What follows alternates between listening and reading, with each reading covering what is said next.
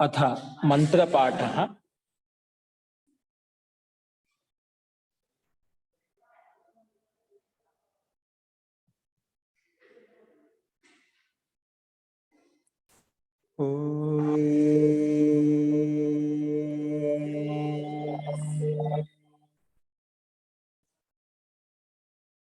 सहनाववतु सहनौ भुनक्तु सह वीर्यं करवावहै तेजस्विनावधीतमस्तु मा विद्विषावहै। ओम शांति शांति शांति।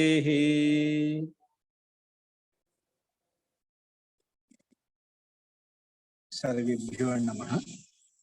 अंदरिकी नमस्कारम अंडी।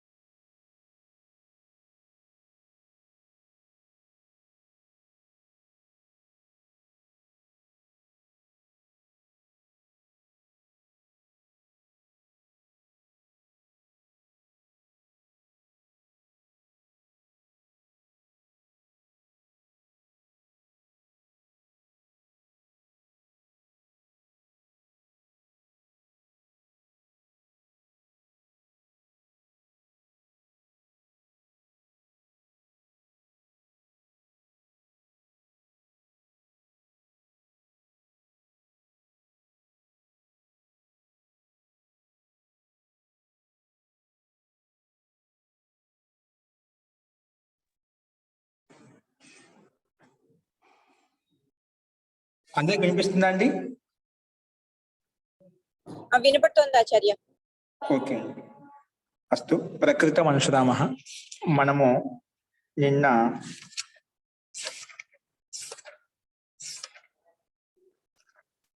ప్రథమా నిర్దిష్టం సమాస ఉపసర్జనం అనే సూత్రాన్ని చెప్పుకున్నాము. అదే క్రమంలో నెక్స్ట్ సూత్రం చూద్దామండి. చూడండి, నెక్స్ట్ ఏక విభక్తి చాపూర్వ నిపాతే. ఏక విభక్తి చాపూర్వ నిపాతే అది ఏమంటుందో చూద్దామండి.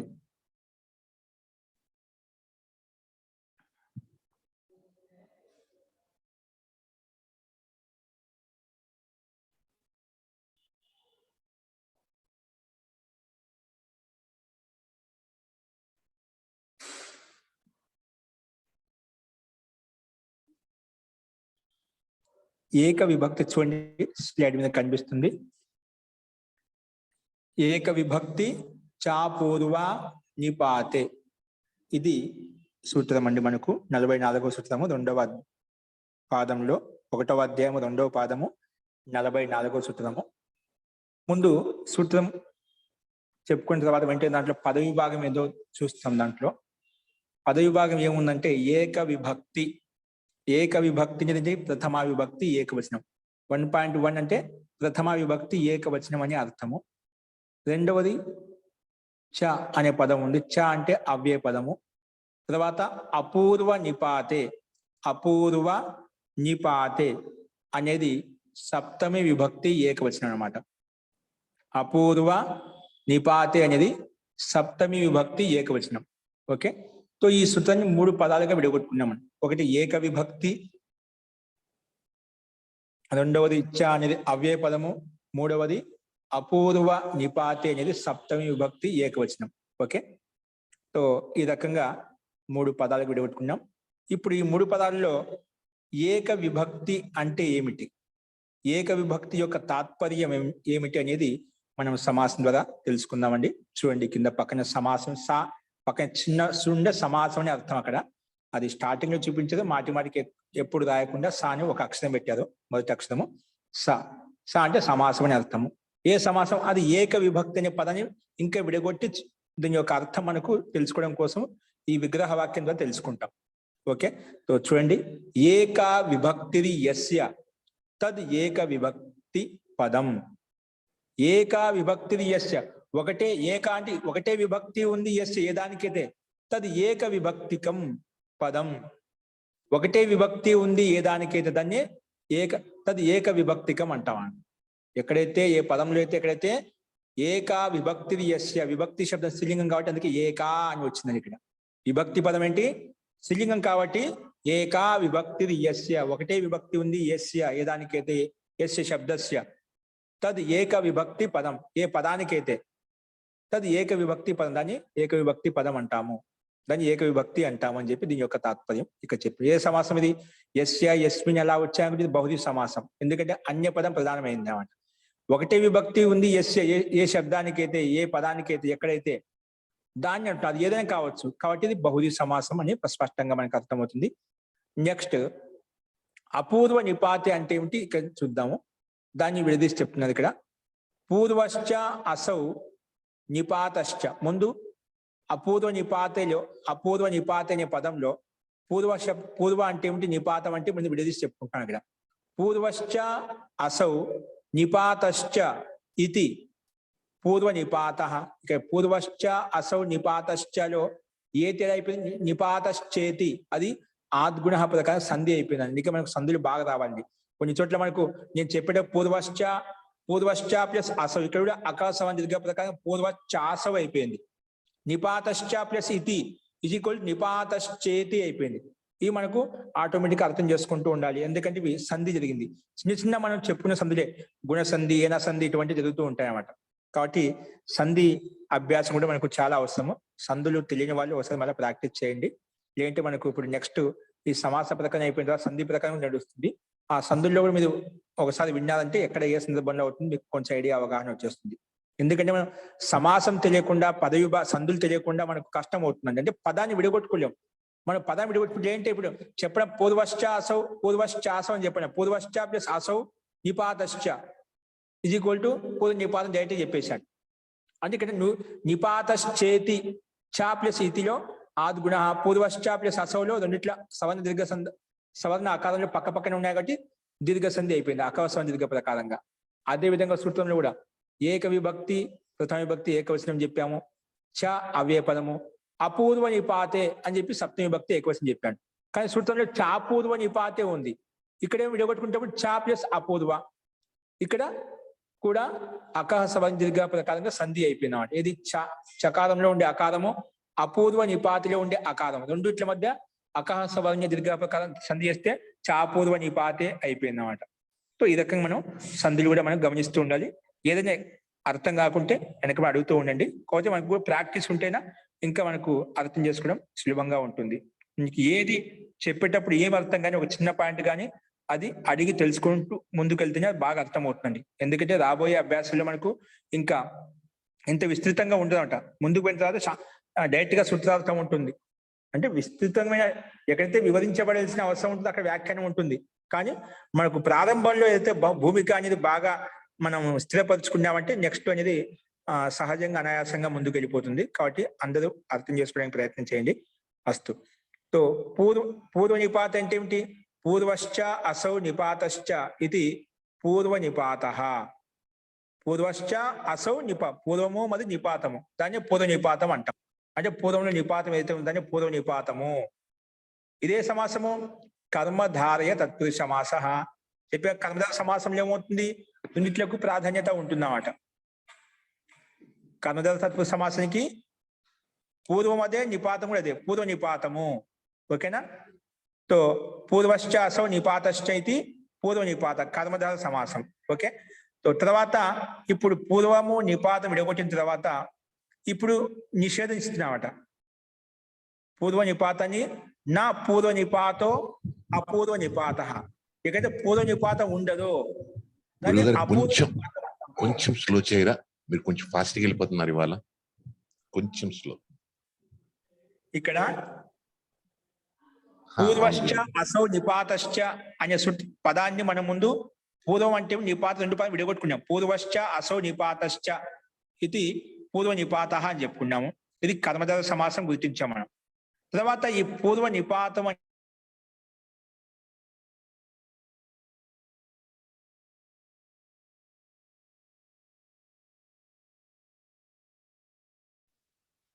వినపడడం లేదు మహోదయ.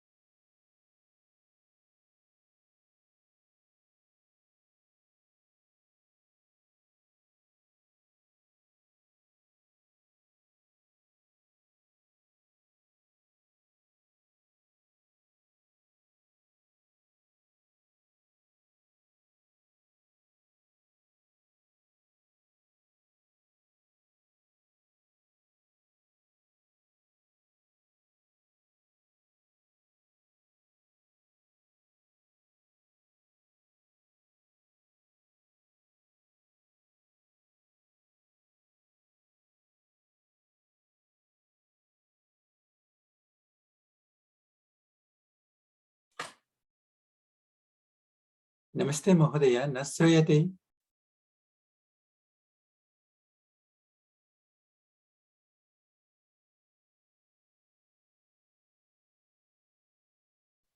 మహోదయ మీరు మ్యూట్ లో ఉన్నారు మహోదయ, వినపడడం లేదు. మీరు కాల్ చేస్తున్న వ్యక్తి సమాధానం ఇవ్వడం లేదు. దయచేసి మళ్ళీ ప్రయత్నించండి.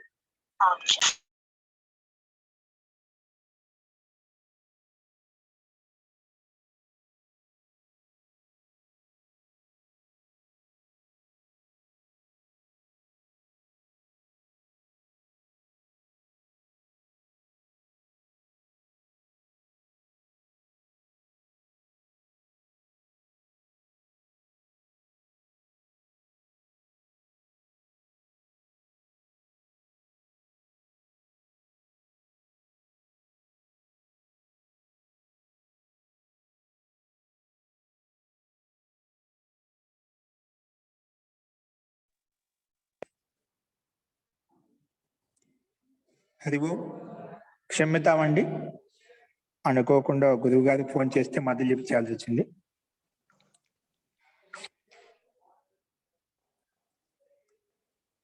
ఇప్పుడు చూడండి, గమనించండి. ఇప్పుడు చా పూర్వ నిపాతే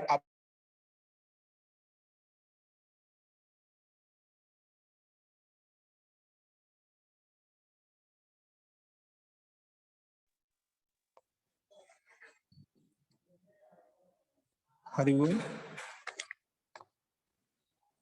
ఇప్పుడు వినిపిస్తుందా అండి అందరికి? వినిపిస్తుంది మహోదయ. వినిపిస్తుంది. అస్తు. పూర్వశ్చ అసౌ నిపాతశ్చ ఇది పూర్వ నిపాత అని చెప్పాం. ఇది కర్మధార తత్పురుష సమాసం చెప్పుకున్నాము. తర్వాత ఇప్పుడు ఈ పూర్వ నిపాతని మనం నిషేధిస్తున్నాం. ముందే పూర్వ నిపాతం ఉండాలని చెప్పాం. ఇప్పుడు ఏమంటున్నాం? నా పూర్వ నిపాత అపూర్వ నిపాత. సూత్రంలో అపూర్వ నిపాత తాత్పర్యం అంటే ఇది చెప్తున్నామట. ముందు పూర్వ నిపాతం అంటే ఏదో చెప్పి ఆ పూర్వ నిపాతం ఉండకూడదు. నా పూర్వ నిపాత అపూర్వ నిపాత. పూర్వజంలో నిపాతం ఉండకూడదు, దాన్ని అపూర్వ నిపాతం అంటాము. తస్మిన్ అపూర్వ నిపాతే. సప్తమి భక్తి ఏకొచ్చిందో కదా, అందుకే అదే విధంగా తస్మిన్ అపూర్వ నిపాతే అని చెప్పి విడగొట్టుకున్నాం మనం. ఓకే, సో ఇది ఈ రకంగా మనం పదాలను ఏక విభక్తి అంటే ఏమిటి, ఎక్కడైతే ఒకటే విభక్తి ఉంటుందని ఏక విభక్తి అంటాము. ఎక్కడైతే పూర్వ నిపాతం ఉండదో దాన్ని అపూర్వ నిపాతం అని చెప్పుకుంటామని చెప్పి మనం ఈ విగ్రహం ద్వారా చూశాము. ఇప్పుడు పైనుంచి అనువృత్తి ఏమొస్తుంది? సమాస ఉపసర్జనం. ప్రథమా నిర్దిష్టం సమాస ఉపసర్జనం అని చెప్పి సూచన చెప్తున్న పైన అక్కడి నుంచి కేవలం సమాస ఉపసర్జనం అనే పదానికి అనువృత్తి వస్తున్నాడు. సమాస ఉపసర్జనం అనే పదానికి అనువృత్తి వస్తుంది ఇక్కడ. ఇప్పుడు దీని ఈ అనువృత్తి పదం ఏదైతే ఉందో సూత్రంలో ఏవైతే పదాలు ఉన్నాయో ఆ పదాలను అనువృత్తి పదాన్ని తీసుకొని మనం సూత్రార్థం చెప్పుకున్నాం. చూడండి, గమనించండి. అర్థం ఏమని చెప్తుంది ఇక్కడ? సమాసే విధీయమానే ఏక విభక్తికం. సమాసే విధీయమానే ఏక విభక్తికం అంటే నియత విభక్తికం. ఈక్వల్ అంటే దాని అర్థాన్ని ఇంకా విడిచి చెప్తున్నాడు. సమాసే విధీయమానే ఏక విభక్తికం అంటే ఒకటే విభక్తి. ఏక విభక్తికం అంటే నియత విభక్తికం. నియత విభక్తికం పదం ఉపసర్జన సంజం భవతి. ఉపసర్జన సంజం భవతి అంటే సమాసే విధీయమానే అంటే సమాస విధాయక సూత్రం చూసుకోవాలి. సమాసే అంటే ఏ సూత్రం సమాసం చేయాలనో ఆ సూత్రం అన్నమాట. సమాసే విధీయమానే ఏక విభక్తికం అంటే నియత విభక్తి, ఏదైతే నిశ్చయంగా ఏదైతే నిర్ధారించబడుతుంది అటువంటి విభక్తి. నియత విభక్తికం పదం ఉపసర్జన సంజం భవతి అంటే ఏదైతే నిశ్చయంగా నిర్ధారించబడి ఉంటుందో అటువంటి విభక్తికి ఉపసర్జన సంజ్ఞా భవతి అని చెప్పి ఈ సూత్రం నిర్ధారించింది. ఈ సూత్రం యొక్క ఏంటి? ఏక విభక్తికం అపూర్వ నిపాతి, కానీ పూర్వ నిపాతం ఇక్కడ పక్కన తత్సంబంధి పదే బహుభిర్ విభక్తి భిర్ యుజ్యమానే అపి. తత్సంబంధి పదే అంటే దానికి సంబంధించిన పదంలో బహుభిర్ విభక్తిభిర్ యుజ్యమానే అపి అందులో చాలా విభక్తులు ఉన్నప్పటికీ కూడా బహుభిర్ విభక్తిభిర్ చాలా విభక్తులు ఉన్నప్పటికీ కూడా పూర్వ నిపాతం ఉపసర్జన కార్యం వర్జయిత్వా. కానీ పూర్వంలో నిపాతమైనటువంటి అది కూడా పూర్వంలో ఉందనుకోండి, ఇక్కడ కూడా ఏక విభక్తి ఉన్నప్పటికీ కూడా పూర్వంలో ఏదైనా నిపాతం ఉంటే దాన్ని వదిలేసి ఆ పూర్వ నిపాతం కాకుండా మిగిలిన ఏవైతే ఉన్నాయో ఆ సందర్భంలో అన్ని చోట్ల ఈ సూత్రం ప్రకారం ఉపసర్జన సంజ్ఞం అవుతుంది. ఏది? ప్రథమ నియత విభక్తికం ఏదైతే ఉందో దానికి ఉపసర్జన సంజ్ఞ అని పేరు వస్తుంది. ముఖ్యంగా దీని యొక్క తాత్పర్యం ఏంటంటే సమాస విధాయక సూత్రంలో ఏ సూత్రంలో సమాస విధానం చేస్తున్నా అక్కడ ఏదైతే ఏక విభక్తికం నియత విభక్తి అంటే నిశ్చయంగా చెప్పబడిన విభక్తికం ఏదైతే ఉందో ఆ నియతమైన వంటి నిశ్చితమైనటువంటి విభక్తికి ఇది ఉపసర్జన సంజ్ఞ అని పేరు పెడుతుంది. ఏం పేరు పెడుతుంది? నియత విభక్తికి. అంటే అది నియతంగా ఉండాలి, మారకూడదు అన్నమాట. పక్కన విభక్తులు మారచ్చు, కానీ ఏదైతే నిశ్చయించబడిందో ఆ విభక్తి మటుకు ఎటువంటి ఉదాహరణ తీసుకున్నా అదే ఉండాలి, అది మారకూడదు. అట్లా నియతమైనటువంటి విభక్తి ఏదైతే ఉందో అటువంటి విభక్తికి ఇది ఉపసర్జన పేరు పెడుతుంది. కానీ పూర్వ నిపాతం వర్జయిత్వా పూర్వంలో నిపాత సందర్భం వచ్చినప్పుడు పూర్వ నిపాతం ఉపసర్జన కార్యం వర్జయిత్వా పూర్వంలో నిపాతం చేసేటువంటి ఏదైనా పని వచ్చినప్పుడు సందర్భం వచ్చినప్పుడు అక్కడ కాదు, మళ్ళీ నియత విభక్తికం అయినప్పటికీ కూడా ఒకవేళ పూర్వంలో నిపాత కార్యం అనుకోండి అప్పుడు ఇది ఉపసర్జన కాదు అని చెప్పి ఈ సూత్రం నిర్ధారించింది. అది మీకు ఉదాహరణ ద్వారా స్పష్టమవుతుంది. కేవలం ఇదే గుర్తుపెట్టుకోండి. పూర్వ నిపాతాన్ని వదిలిపెట్టి నియత విభక్తికానికి నిశ్చయించబడిన విభక్తి ఏదైతే ఉందో దానికి ఉపసర్జనం అని పేరు పెట్టుకుంటాం. చెప్పేసి నిశ్చయించబడిన విభక్తి ఏదైతే ఉందో దానికి ఉపసర్జనం అని పేరు వస్తుంది. కానీ పూర్వ నిపాతం వర్జయిత్వ పూర్వంలో నిపాత సందర్భం వస్తేనా అది వదిలేసి మిగిలిన అన్ని సందర్భాల్లో నిశ్చయించబడిన విభక్తికి ఉపసర్జన సంజ్ఞ భవతి. ఉపసర్జనం పేరు పెడుతుంది. ఉపసర్జనం పేరు పెట్టడం దాని ఉపయోగం తెలుసు కదా. ఉపసర్జనం పూర్వం ఎవరికైతే ఉపసర్జనం పేరు పెట్టావో దానికి అది పూర్వంలో వచ్చేస్తుంది అని చెప్పి మనం చూసాం. ఓకే.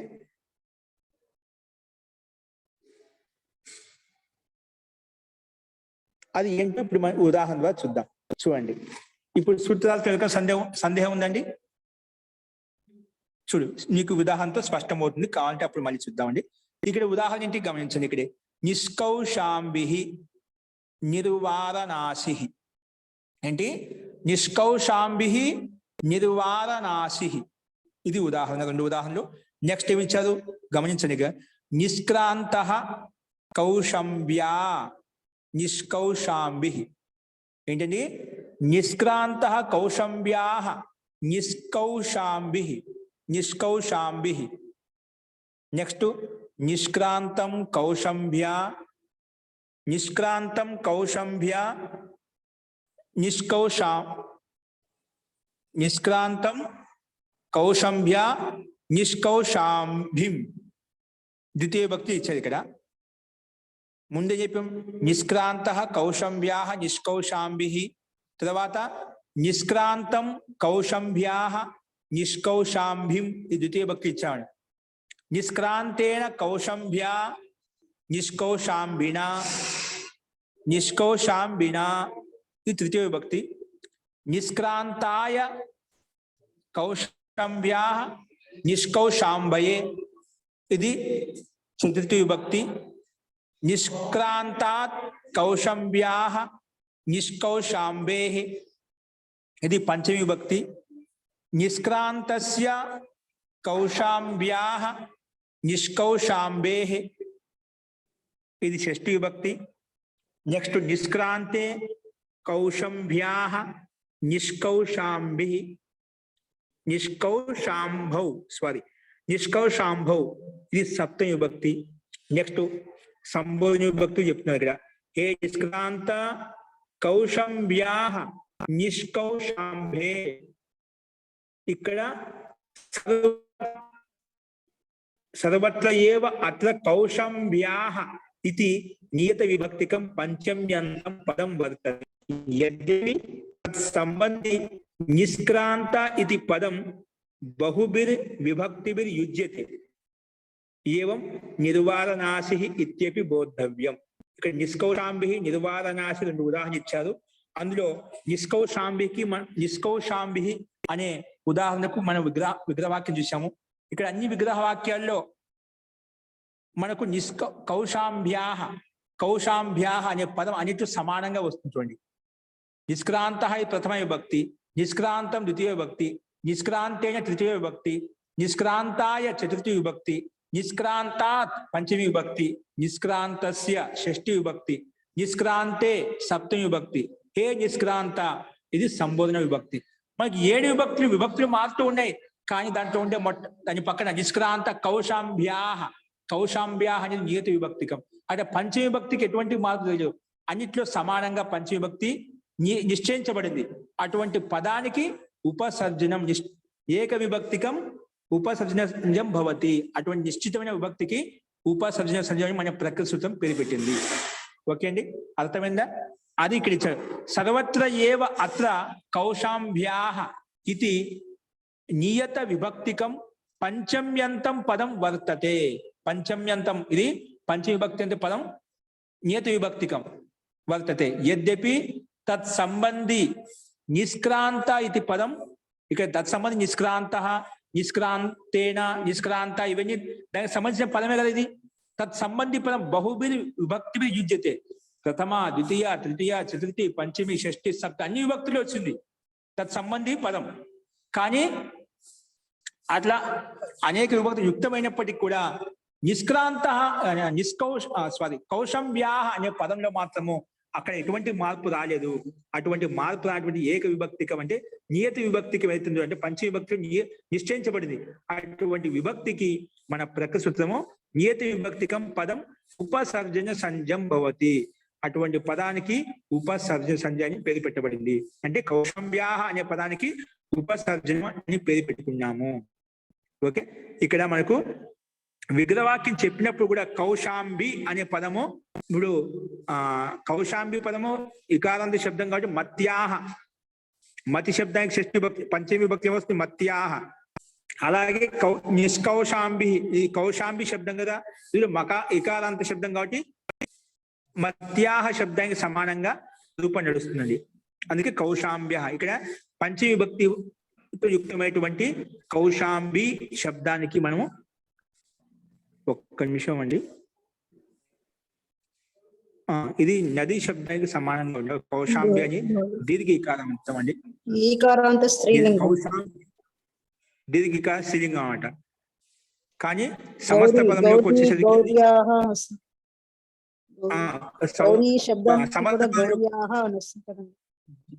జీ జీ అదే సమస్త పదంలోకి వచ్చేసరికి మళ్ళా హ్రస్వం అయిపోతుంది. ఓకే, తో ఇక్కడ కౌశాంబి అనే శబ్దం నియత పంచమి భక్తి వాళ్ళ పంచమి భక్తి యుక్తమైనటువంటి మనం చూసాం.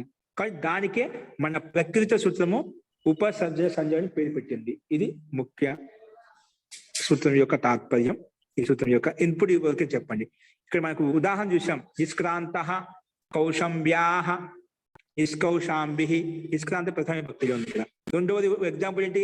నిష్క్రాంతం కౌశంబ్యాహ నిష్కౌశాంబిం ద్వితీయ భక్తి. ఇక్కడ నిష్క్రాంతం ద్వితీయ భక్తిలో, నిష్కౌశాంబి సమస్త పదం కూడా ద్వితీయ భక్తిలో ఉంది. అదేవిధంగా నిష్క్రాంతేన కౌశాంబ్యాహ నిష్కౌశాంబినా. అక్కడ నిష్కౌశాంబి అనే శబ్దానికి రూపం నడిపిస్తున్నాము. ఇక్కడ నిష్క్రాంత అనే శబ్దానికి రూపం నడిపిస్తూ వస్తున్నాం అన్నమాట. మధ్య కౌశాంబ్యాహ అనే పదం పంచమ్యంత విభక్తి నియత విభక్తి కూడా అలాగే ఉంది. చతుర్థ విభక్తి నిష్క్రాంతాయ కౌశాంబ్యాహ నిష్కౌశాంబయే. ఇప్పుడు హరయే హరి శబ్దానికి వస్తే హరయే వస్తుంది, అలాగా నిష్కౌశాంబయే అలా వచ్చిందన్నమాట. నిష్క్రాంత కౌశాంబ్యాహ నిష్కౌశాంబే. ఇది పంచమి భక్తి. ధన్యవాదాలు. పంచమి భక్తిలో ఉంది మనకు. నెక్స్ట్ అలాగే షష్ఠి భక్తి నిష్క్రాంతస్య కౌశాంబ్యాహ నిష్కౌశాంబే. అదేవిధంగా సప్తమిలో నిష్క్రాంతే కౌశాంబ్యాహ నిష్కౌశాంబౌ. సప్తమి భక్తి బహువచనం. ఇది కూడా ఏకవచనంలో. హే నిష్క్రాంత కౌశాంబ్యాహ నిష్కౌశాంబే. ఇక్కడ సంభవ విభక్తి. ఇక్కడ 7 రకాలుగా మనం చూసాము.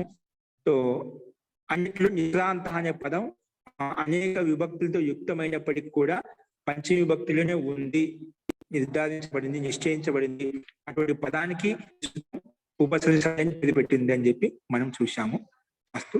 ఇప్పుడు దీన్నే మనం పరిశిష్టంలో ఏ రకంగా ఇచ్చాడో ఒకసారి మళ్ళా సిద్ధి సహితంగా ప్రయత్నం చేద్దామండి. ఇప్పుడు ఇప్పుడు దీంట్లో సందేహం ఉంటే చూడండి.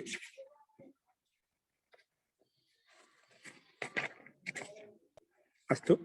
తది ప్రకృతం అనుసరామః. ఇక్కడ చూస్తే మీకు ఇంకా క్లారిటీ వచ్చేస్తుంది.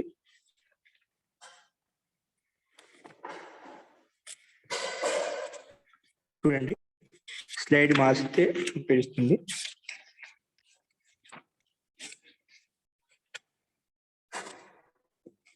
చూడండి,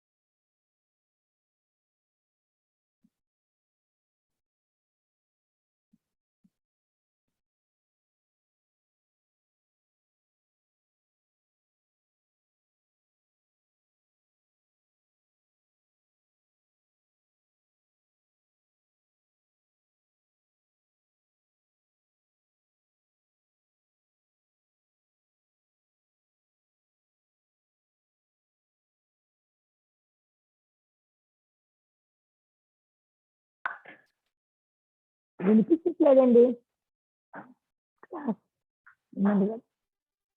గురువు గారు గురుగారు లేరు. మీతో ఉంది.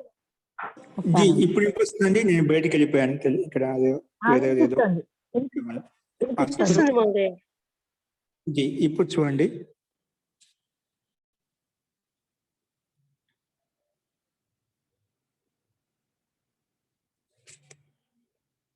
ఇక్కడ చూడండి మనకు స్లైడ్ గండి మనకు సిద్ధి అంట్లా ఏ విధంగా చూద్దాము. ఏ విభక్తి చాపురువ నిపాతే దానికి ఉదాహరణ మొట్టమొదటిగా ముందు నిష్కౌశాంబి ఇది పదం అండి. ఏంటండి? నిష్కౌశాంబి. ఈ పదంలో దీని యొక్క అర్థం ఏంటంటే కౌశాంబి అని ఒక దేశం పేరు, ఒక నగరం పేరు అండి. ఒక దేశం కావచ్చు, ఒక నగరం కావచ్చు, ప్రాంతం. ఆ ప్రసిద్ధమైన దేశ విశేష పేరు అన్నమాట. నగర విశేషమైనటువంటి పేరు.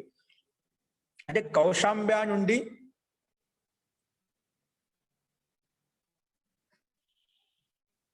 వేరైనటువంటి ఒక వ్యక్తి. ఇప్పుడు ఎక్కడి నుంచి వచ్చామండి? ఢిల్లీ నుంచి వచ్చామండి. అంటే ఢిల్లీ నుంచి వేరే అయిపోయామండి. ఢిల్లీ ఒక ప్రాంతం, ఒక నగరం ప్రసిద్ధమైన. ఇప్పుడు హైదరాబాద్ నుండి వచ్చామండి. అంటే హైదరాబాద్ వేరే ఇక్కడికి విశాఖపట్నం వచ్చాడు. అలాగే అప్పట్లో కౌశాంబి ఒక ప్రసిద్ధమైన ప్రాంతం అండి. కౌశాంబి నుండి ఎవరైతే బయటకు వచ్చారో అటువంటి వ్యక్తి, ఎవరైతే వేరే వచ్చారో అటువంటి వ్యక్తిని నిష్కౌశాంబి అని చెప్పి పిలుస్తామండి. ఆ వ్యక్తిని నిష్కౌశాంబి అంటే కౌశాంబి నుంచి వచ్చిన వ్యక్తి నిష్కౌశాంబి అంటాం. కౌశాంబి నుంచి అనే ప్రాంతం నుండి నగర విశేషం నుండి వచ్చిన వ్యక్తిని నిష్కౌశాంబి అని చెప్పి మనం పిలుస్తాము. అంటే వేరే అటువంటి వ్యక్తి ఆ వ్యక్తిని అలా పిలుస్తాం అనమాట. ఇప్పుడు చూడండి విగ్రహవాక్యం ఏముందంటే ఇక్కడ నిష్కౌశాంబి. నిష్కౌశాంబి శబ్దంలో మొట్టమొదటిగా ఉపసర్గం మనకు స్పష్టంగా అనిపిస్తుంది. నిస్ అనేది ఉపసర్గం. నిస్ అనేది ఏంటి? ఉపసర్గము. కాబట్టి నీరు ఉపసర్గం తీసుకున్నాము. తర్వాత నీరు సు ఉపసర్గం వచ్చింది. తర్వాత కౌశాంబి. కౌశాంబి అనేది ఏంటి? ఇక్కడ పదం అంట. కౌశాంబి పదం కదా. ఆ పదం పంచమి భక్తిలో ఉంది కాబట్టి కౌశాంబి గసి తెచ్చుకున్నామట. పంచమి భక్తిలో ఇప్పుడు ఏంటి? కౌశాంబి నుండి వేరేటువంటి వ్యక్తి అని చెప్పాం. వేరే వేరు కావడం, వేరే ఎక్కడ భక్తిలో అవుతున్నామట. అపాదానే పంచమి, ధ్రువోప అపాదానం అంటే స్థిరంగా ఉండడానికి అపాదాన్ని పేరు. అటువంటి అపాదంలో పంచమి భక్తి వస్తుంది. అంటే అపాదనం అంటే ఎక్కడి నుంచి వేరే డివైడ్ అయిపోతుంది, దానికి అపాదానం అని పేరు. ఇక్కడ మనం కౌశాంబి అనే ప్రాంతం నుండి అవుతున్నామట. ఇక్కడ వేరే అర్థంలో ఉందంటే పంచభక్తి యొక్క అర్థంలో కౌశాంబి గసిభ్యాంభ్యస్ ప్రకారంగా గసిభ్యాంభ్యస్ అనే సూత్ర నియమం ప్రకారంగా ఇక్కడ కౌశాంబి గసి పంచభక్తిలో ఇవి తెలుగులో సుప్పులు సు ఔజస్ భక్తి,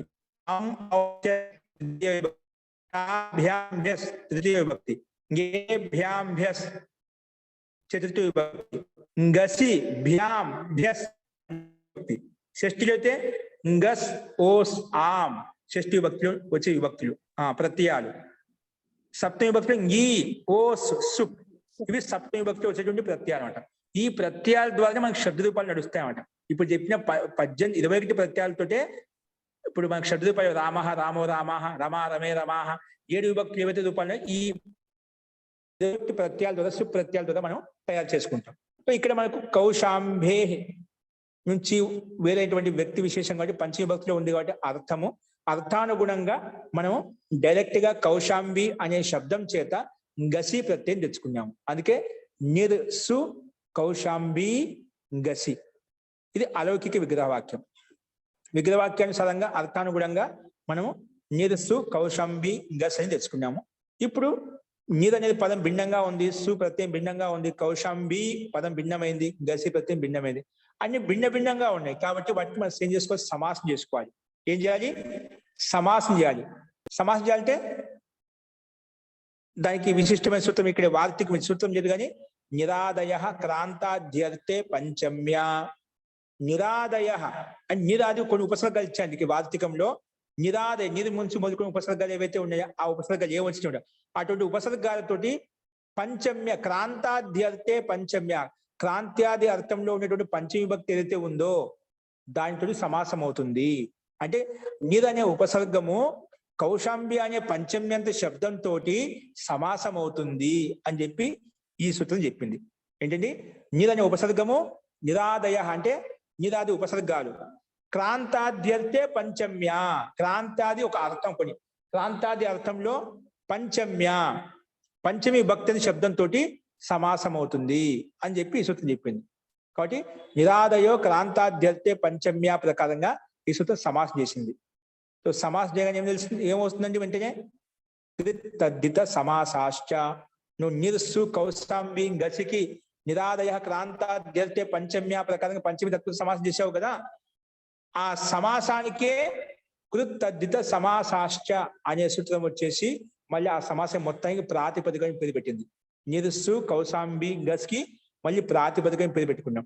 పేరు పెట్టిన తర్వాత ఈ సూత్రం వచ్చి మళ్ళీ వెంటనే ప్రాతిపదిక పేరు పెట్టిన వెంటనే సుపోధాతు ప్రాతిపదికయో అనే సూత్రం వచ్చేసి ఆ ప్రాతిపదికానికి మధ్యలో ఉండే సుప్పులు ఏవైతే ఉన్నాయో వాటికి లుక్కు చేసేయి. ఆ ప్రాతిపదికానికి మధ్యలో ఉన్నటువంటి సుప్పులు ఏవైతే ఉన్నాయో, అవయవాలు ఏవైతే ఉన్నాయో వాటికి లుక్కు చేయని చెప్పింది. అందుకే మీరు సు అనే విభక్తి ఉంది, దానికి లుక్కు చేయాలంట. కౌశాంబి గసి ఉంది కదా, ఆ గసి విభక్తికి లుక్ అయిపోతుంది, లుక్ చేయమని చెప్పింది. లుక్ అంటే ఏమిటి?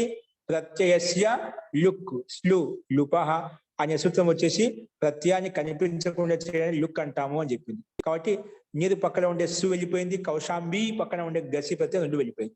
అప్పుడు ఏమి వెళ్తుందండి? నిర్ కౌశాంబి వెళ్ళిందండి, నిర్ కౌశాంబి. ఇప్పుడు ఈ సూత్రం ద్వారా మన ప్రక్క సూత్రం వస్తుందట. ఏక విభక్తి చాపూర్వ నిపాతే. ఏముంటుంది?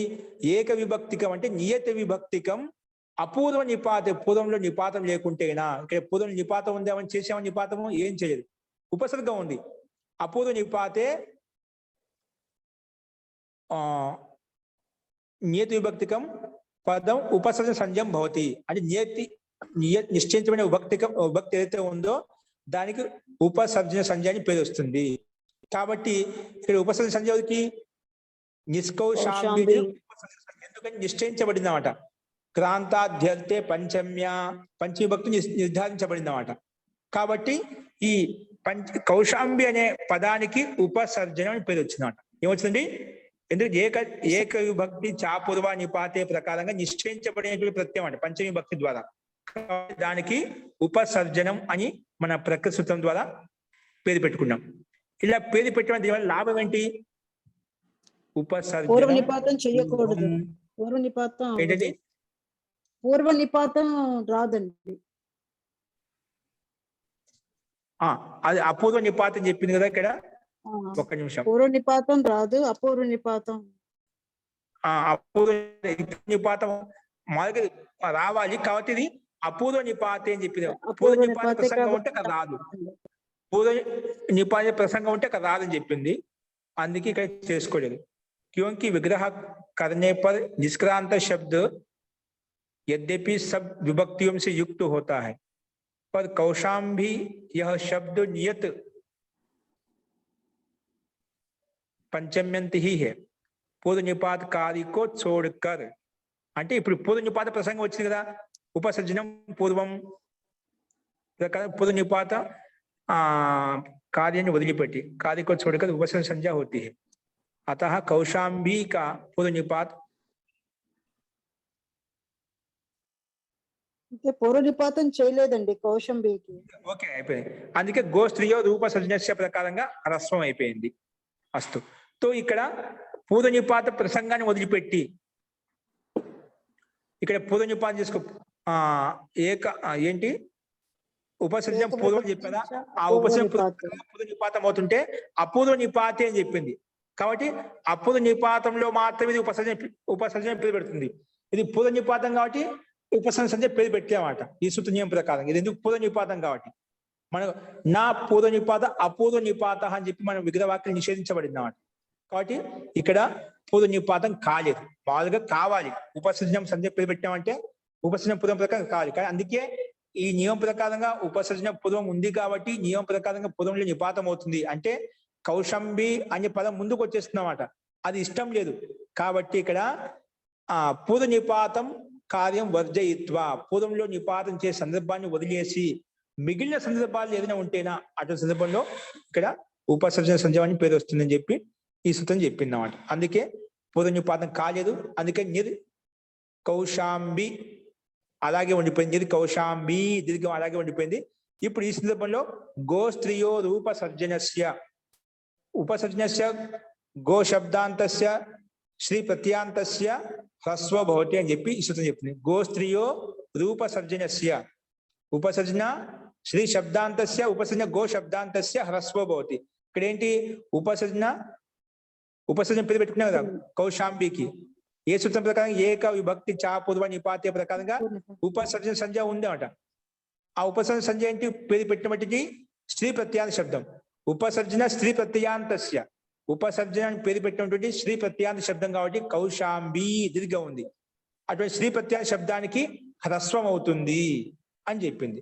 కాబట్టి కౌశాంబి అనే దీర్ఘ అక్షరానికి హ్రస్వం చేస్తే కౌశాంబి అయిపోయింది. ముందు ఉపసర్గ ఎలాగా ఉంది కాబట్టి నీరు కౌశాంబి అని వచ్చింది. ఇది కౌశాంబి.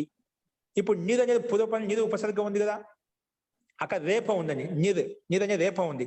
దానికి కరవసానయోరు విసర్జనీయ ప్రకారంగా కరువర్ణం పక్కన ఉంది కాబట్టి కౌశాంబిలో కరువర్ణం పక్కన వచ్చింది కాబట్టి దానికి రేపానికి విసర్గం చేస్తాం. విసర్గం చేస్తే నిహి అయిపోయింది. నిహి కౌశాంబి అయిపోయింది. విసర్గం చేస్తే నిహి కౌశాంబి. ఇప్పుడు ఈ సందర్భంలో నిర్ కౌశాంబిలో ఉండే రేపానికి విసర్గం చేశాం. అప్పుడు ఏమైపోయింది? నిహి కౌశాంబి అయిపోయింది. ఇప్పుడు ఈ సందర్భంలో ఇదు దుపదస్య చ ప్రత్యయస్య అనే సూత్ర నియమం ప్రకారంగా ఆ విసర్గానికే మూర్ధన్య శకారం అయిపోతుంది. ఇప్పుడు నిహి కౌశాంబి ఉంది కదా, ఆ నిహి అనే విసర్గానికి మూర్ధన్య శకారం చేస్తే నిష్కౌశాంబి అయిపోయింది. నిష్కౌశాంబి. ఇదు దుపదస్య చ ప్రత్యయస్య అనే సూత్రం ప్రకారంగా ఇక్కడ ఆ నిహి ఏదైతే విసర్గం ఉందో ఆ విసర్గానికే మూర్ధన్య శకారం చేస్తేనా నిష్కౌశాంబి అలా అయిపోయింది. ఇప్పుడు నిష్కౌశాంబి అనేది ఒక పదం సమస్త పదం కాబట్టి దానికి ప్రాతిపదిక సంజ్ఞ ముందే పైన పెట్టుకున్నాము. సమాసానికి ప్రాతిపదిక సంజ్ఞ పేరు వచ్చింది. ప్రాతిపదిక పేరు ఉంది కాబట్టి ప్రాతిపదిక అధికారంలోకి వెళ్ళి సు తెచ్చుకొని ఆ సుకి ఋత్వ విసర్గం చేసుకుంటే నిష్కౌశాంబి అనే పదం మనకు తయారైందండి. అలాగే నిర్వారణాసి, అక్కడ నిష్కౌశాంబి పదము, ఇక్కడ వారణాసి అనే పదం, అదే తేడా. మిగిలిన ప్రక్రియ అంతా సేమ్ ఇదే విధంగా ఉంటుంది. కౌశాంబి స్థలం నిర్వారణాసి అని తిరిగి పెట్టుకుంటాము. ఇక్కడ కూడా గోస్త్రియో రూప సంజ్ఞస్య వచ్చేసి హ్రస్వం చేస్తుంది. అప్పుడు నిర్వారణాసి అనే పదము మనకు తయారవుతుంది. ఇక్కడ కాకపోతే ఏంటంటే ఇక్కడ కర్ ప్రత్యారం పక్కన లేదు కాబట్టి కరవసానయోరు విసర్జనీయ ప్రకారంగా ఇక్కడ విసర్గం కాదు. విసర్గం లేదు కాబట్టి ఇదు దుపదస్య చ ప్రత్యయస్య ప్రకారంగా దానికి మూర్ధన్య శకారం కూడా కాదు. కాబట్టి నిర్వారణాసి అనే పదం అలాగే ఉంటుంది. కేవలం గోస్త్రియో రూపసర్జనస్య అనే సూత్రం వచ్చేసి హ్రస్వం చేస్తుంది. వారణాసి దీర్ఘానికి హ్రస్వం చేస్తుంది. నిర్వారణాసి అయిపోతుంది. నిర్వారణాసి కేవలము సు తెచ్చుకుని విసర్గం చేసుకుంటాం. అదే ఇక్కడ తేడా. కరవసాన్యుడు విసర్జనీయ ఇదు దుపదస్య చ ప్రత్యయస్య అనే రెండు సూత్రాలు రావు. ఈ రకంగా నిష్కౌశాంబి నిర్వారణాసి అనే రూపాలు మనకు తయారవుతాయండి. అస్తు. ఇప్పుడు ఎవరికైనా సందేహం చెప్పండి.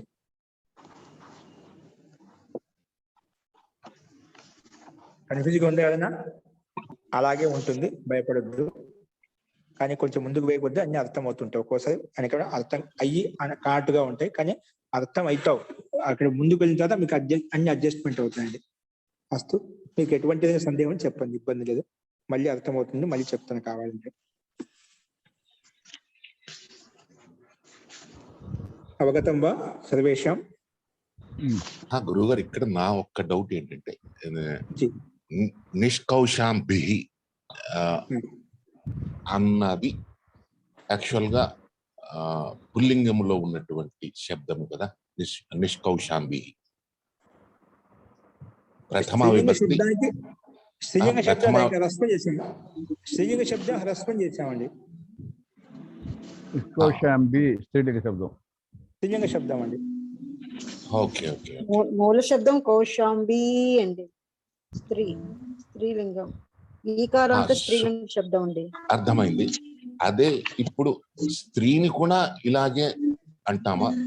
ఇక్కడ ఏమన్నాడు అతను, కౌశాంబి సే జో నికల్ గయా వహ, అతడు వ్యక్తి. అచ్చా, ఇక్కడ స్త్రీయా పురుషుడా అన్న భేదం లేదు వహ అన్న చోట. దానికి సంబంధం లేదు. ఏదైనా స్త్రీ అయినా అనుకోండి, ఇక్కడ వహ అంటున్నా కాబట్టి పుల్లింగం తీసుకోవచ్చు, స్త్రీలింగం తీసుకోవచ్చు. ఇక్కడ మనం పదాన్ని బట్టి మన స్త్రీలింగ శబ్దం ఉంది కాబట్టి ఇదే తీసుకుంటాం, స్త్రీలింగ శబ్దం తీసుకుంటాం. అది విశేషంగా మెన్షన్ చేయగలమంట. అది ఏం తీసుకోవచ్చు, ఆ స్త్రీ కావచ్చు, పురుషు కావచ్చు. అప్పుడు మనకు ఇంకా రెస్పాన్స్ చేయాల్సిన అవసరం ఉండదు. మనకు దీనికి అలాగే ఉంటుంది. ఒక స్త్రీ అయితే అవి ఏంటంటే స్త్రీని చెప్పడం కోసం ఇంకో ప్రతి తెచ్చుకుంటాం. ఓకే, లేకపోయినా స్త్రీ ప్రతిని తెచ్చుకుని దాన్ని దీర్ఘం చేసేసుకుంటాం మళ్ళీ. అదే నా డౌట్ గురువు గారు. ఒకవేళ మనకు అక్కడ స్త్రీ పదానికి వివక్ష అనుకోండి, అప్పుడు స్త్రీలింగం చెప్పడం కోసం మన దీనికి ఇకారంతో మనకు గీలోంచి ఏదో ప్రతిని తెచ్చుకుంటాం. సు తెచ్చుకోకుండా ఆ ప్రతిని తెచ్చుకుంటాం అట. తెచ్చుకొని మనం ఆ రకంగా స్త్రీలింగంలోకి మార్చుకోకూడదు. అంటే ఒక ఎగ్జాంపుల్ కింద చెప్పుకోవాలి అంటే, కౌశాంబి నగరం నుంచి వెళ్ళిపోయినటువంటి సీత అని అనుకుందాం. అప్పుడు నిష్కౌశాంబి సీత అంటామా గురువు గారు? నిష్కౌశాంబి సీత అదే అంట.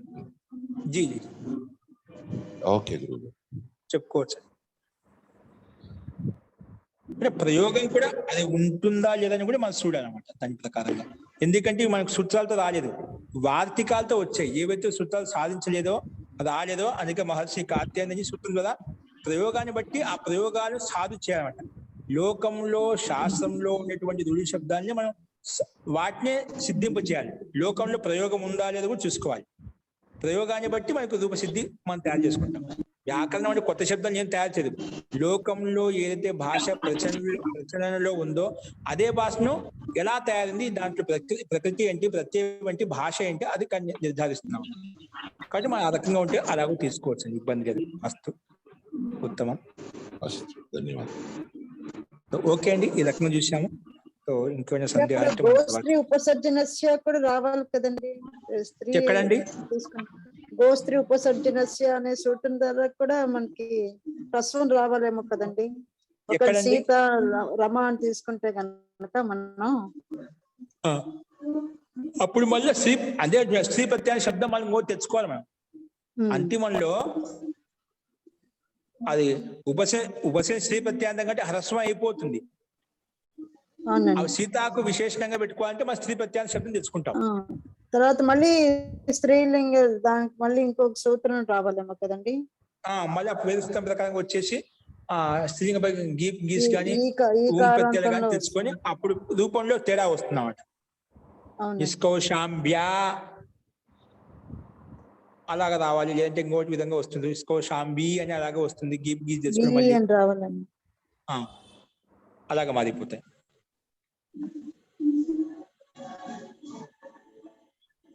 అస్తు అండి.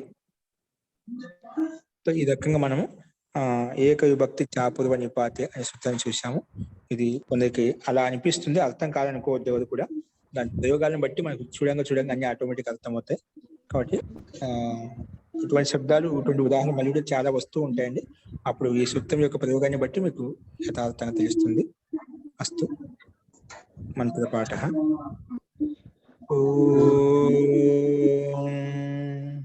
సర్వే భవంతు సుఖినః, సర్వే సంతు నిరామయాః, సర్వే భద్రాణి పశ్యంతు, మా కశ్చిద్ దుఃఖభాగ్ భవేత్.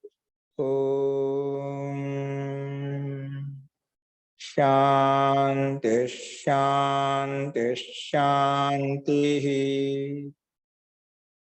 సర్వేభ్యో నమః. అందరికీ నమస్కారం అండి. రేపు అందరికి తెలిసిన విషయమే, సాంఖ్య దర్శనం మనకు రేపు 8 గంటలకు ప్రారంభమవుతుందండి. కాబట్టి మీలో ఏదైతే దీంట్లో కంటిన్యూగా చేయాలనుకుంటున్నారో, చదువుకోవాలనుకుంటున్నారో, ఈ ఆధ్యాత్మిక గ్రంథాన్ని తెలుసుకోవాలనుకుంటున్నారో మీరందరూ కూడా దీంట్లో 8 గంటలకు అందరూ కూడా ఈ పాఠానికి రావచ్చండి. అందరికీ స్వాగతం. 8 గంటల నుంచి 9 గంటల వరకు ఉంటుంది. ఒకవేళ పుస్తకాలు అందరికి తెప్పించుకున్నారు, ఒకవేళ లేకపోయినా ప్రస్తుతానికి ఇబ్బంది ఉండదు.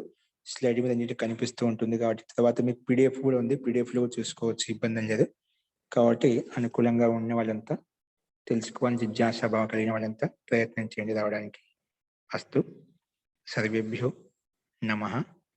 ఈ వ్యాకరణ విషయంలో మీరు సందేహపడాల్సిన అవసరం లేదు. మాకు అర్థమవుతుంది, అర్థం కాలేదు ఆ విషయంలో మీరు నిరంతరంగా ఎవరికి ఏ అర్థమైన 3 అధ్యాయాల వరకు అలాగా ఉంటుందండి. 3వ అధ్యాయం తర్వాత అన్ని ఒకేసారి మీకు బల్బు ఏ విధంగా కనెక్షన్ ఇస్తూ ఉండి, అన్ని కనెక్షన్లు ఇస్తున్నారు, అన్ని ఒకేసారి మెయిన్ కనెక్షన్ కొంచెం ముందుకు వెళ్ళిన తర్వాత అన్ని ఒకేసారి మీకు అర్థం అవుతాయి. ఏది అర్థం కాకుండా ఏది ఉండదు. కాబట్టి మీ వంతుగా ఎల్లప్పుడూ ప్రయత్నం చేస్తుంది. సాధ్యమైనంత వరకు మనం ప్రయత్నం చేస్తున్నాం అందరికి అర్థమయ్యే రీతిలో చెప్పడం కోసం. కాబట్టి రాలేదని ఎప్పుడు అనుకోవద్దు, ఓకేనా? అన్ని వస్తున్నాయి మీకు. ఇప్పుడు అన్ని ఉపస్థితంగా లేవు కాబట్టి అలా అనిపిస్తుంటుంది, అస్తవ్యస్తంగా ఉండేది కనిపిస్తుంది, అది సహజం. కాబట్టి ధైర్యంగా ఓపికతో మన నిరంతరంగా ఋషికృత గ్రంథాన్ని కేవలం చదువుకోవాలి అంతే. కర్మ చేయడం వరకు నా వంతు, అది ఖచ్చితంగా ఫలితాన్ని ఇస్తుంది. నమ్మకంతో, విశ్వాసంతో మీరు ప్రయత్నం చేస్తూ ఉండండి, ఖచ్చితంగా మీకు సత్ఫలితాన్ని ఇస్తుంది. ఋషికృత భాషని ఒకటి చెప్తుంటే మాటి మాటికి నిష్కారణంగా మనం ప్రయత్నం చేయాలి. నిష్కారణంగా చేస్తున్నది, వచ్చిందా రాదని కాదు, ఖచ్చితంగా వస్తుంది. కానీ మనం జిజ్ఞాసని మీరు తగ్గకుండా అదొకటి. నేను ఒక ఋషికృత గ్రంథాన్ని చదువుకుంటున్నాను, అర్థం చేసుకోవాలి అంతే. 100కు నాకు 10% అర్థమైనా చాలు అనే భావన పెట్టుకోండి. అంటే లక్ష్యం అదిగా 10% కాదు, నాకు ఏం ప్రయత్నం చేసినా నాకు 10% సంపాదించడం చాలు. ఈ రోజుల్లో ఇంత శబ్దంలో రూపస్థితిలో దాంట్లో ఇన్ని శబ్దాలు, ఇన్ని వాక్యాలు సేపు సమయం వెచ్చించే దీంట్లో ఏదో ఒక శబ్దం నాకు ఒక 5%, 10% అర్థం చాలు అనే ధైర్యంతో ఉండండి. ఖచ్చితంగా ఆ 10% రేపు నీకు 100%గా పనికి వస్తుంది. అది ఉపయోగంగా నీ జీవితంలో ఉపయోగపడుతుందని చెప్పి నేను నమ్మకంగా చెప్తున్నా అండి. ఖచ్చితంగా అర్థం కాదు. దృఢ నిశ్చయం అనేది అనివార్యం, నిరంతరత అనేది అనివార్యం, దీర్ఘకాలం అనేది అనివార్యం. అప్పుడే అది మనకు సుదృఢంగా ఏర్పడుతుంది అని చెప్పి మాకు మహర్షి పతంజలి చెప్పారు. సతు దీర్ఘకాల నిరంతరీయ సత్కార సేవితో దృఢభూమి. దీర్ఘకాలంగా ఉంటూ, నిరంతరంగా ఉంటూ, ఒకవేళ శ్రద్ధ లేదనుకోండి, బలవంతం కూర్చోవద్దు. శ్రద్ధ అనేది అత్యంత అనివార్యం. అప్పుడే అది దృఢభూమిది భవతి. సతు దీర్ఘకాల నిరంతరీయ సత్కార సేవిత దృఢభూమి అనేది దృఢంగా తయారవుతుంది. మనకు ఒక సమయం వచ్చేంత వరకు మనం ధైర్యంతో, ఓపికతో, సహనంతో వెయిట్ చేస్తూ ఉండాలి. అస్తు. సో ఈ రకంగా మీరు అందరూ ధైర్యంగా ఉన్నారు, అది దాంట్లో సందేహం లేదు. కాబట్టి అలాగే భావి ఈ రోజుల్లో కూడా అలాగే ఉంటుందని చెప్పి ఆశిస్తున్నాను. అస్తు. సర్వేభ్యో నమః.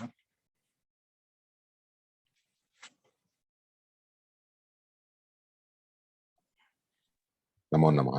ధన్యవాదాలు. నమస్తే అండి. ధన్యవాదాలు మహోదయ. నమస్కారం ఆచార్య.